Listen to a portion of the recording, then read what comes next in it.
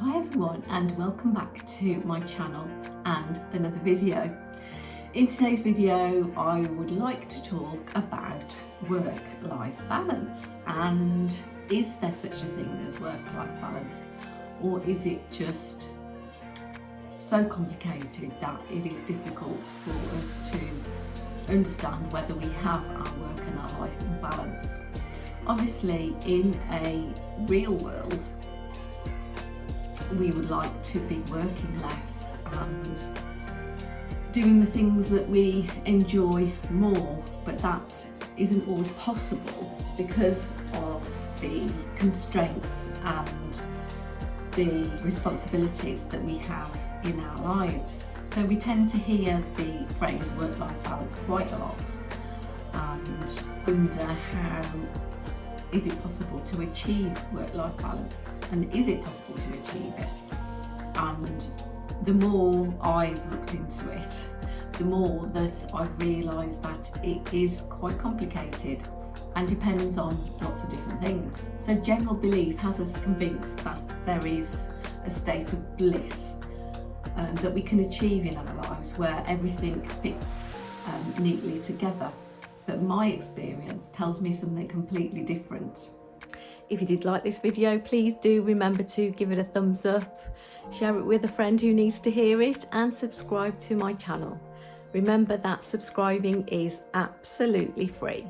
So getting the balance right in the different areas of our lives is absolutely essential for our overall well-being. However, what balance is for each of us can be very different, and it also, as I mentioned earlier, it can vary dependent on different times in our lives and also what we actually have going on in our lives. At some points, balance may involve greater focus on our work, for instance when we are trying to develop our career, and at other points in our lives there may be other things that take priority. If we think about the word balance, then how do we measure it? Maybe it's about how we view our overall health or our subjective well-being and how happy we feel, or could it be measured by the absence of stress? There is no perfect measure. Work-life balance is a recent phenomenon, I love that word, and is linked to changes in the world that we live in and the changing world of work, the society that we live in, and the different demands and expectations of our time and resources. And with all of those combined, it creates a more complicated world than was experienced by previous generations. I believe that there is a joint responsibility between individuals and organisations to identify and work towards a balance. So if I put my HR hat on for a moment and just think about it from an organisational perspective, I think that organisations should not be rewarding long working hours and working in the evening, even if it's just checking your emails, and having boundaries about availability and promoting flexibility. However, if we look at it from an individual perspective, I do believe that individuals can take ownership and make the changes required to create a better balance. So how do we know if we have the right work-life balance? Well, I think from my perspective, I would know if I didn't have a very good work-life balance. And this did actually happen to me probably about 18 months ago. I felt that I was working way more hours than I wanted to and not having enough time of my own to do the things that I enjoy and spend time with the people that I wanted to.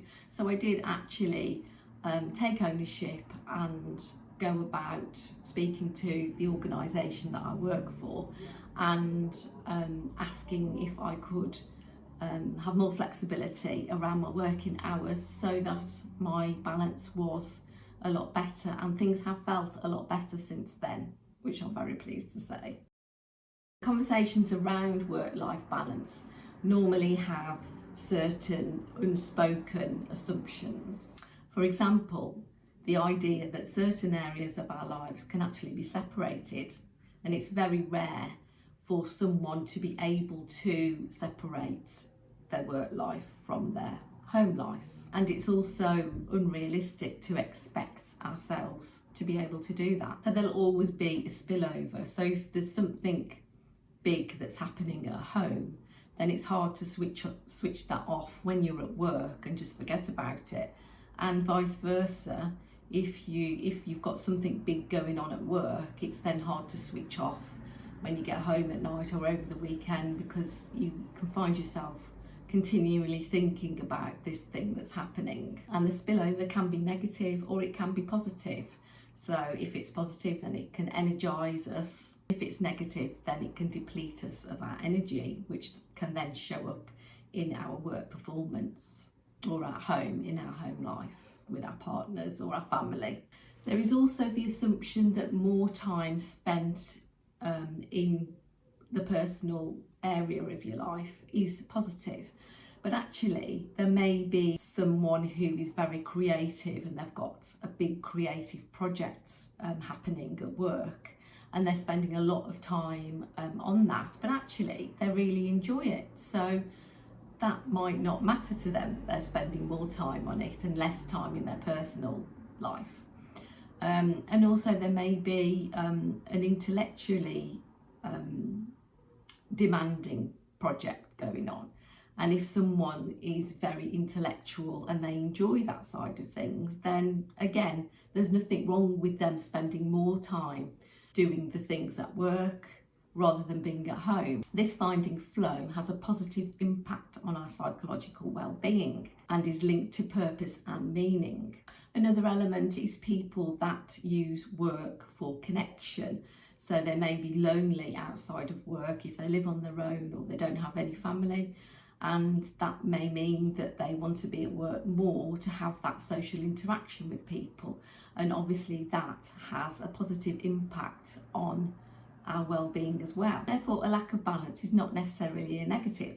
I would suggest it's a negative when we experience a lack of control about being able to balance the work-life balance to work for us, or if one area of our life is significantly impacting our resources to manage and enjoy our overall life. So what can we do to improve our work-life balance?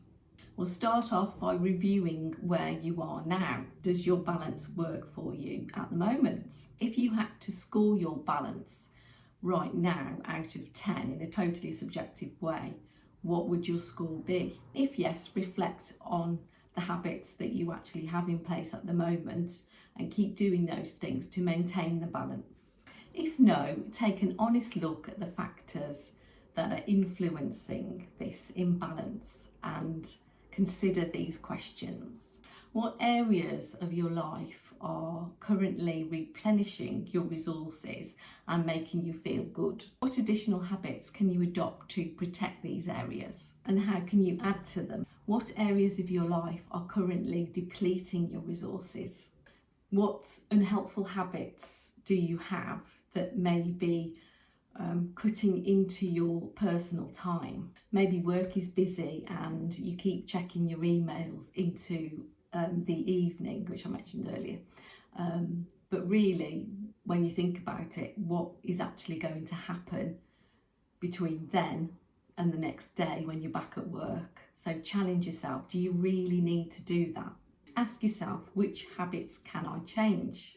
Ask yourself, what specifically can I do? And use purposeful and clear language to identify and decide what things you can start doing differently. So I'm not suggesting that people won't have things happening in their lives that cause a temporary work-life imbalance. For example, caring for somebody who's ill, or if you've got children and it's during the school holidays, and obviously things may be out of balance for a while. But what I am suggesting is a review of the habits that you have at the moment to bring about beneficial change. I think a lot of times we know what we should do, but we don't take action. So now is the time to take action.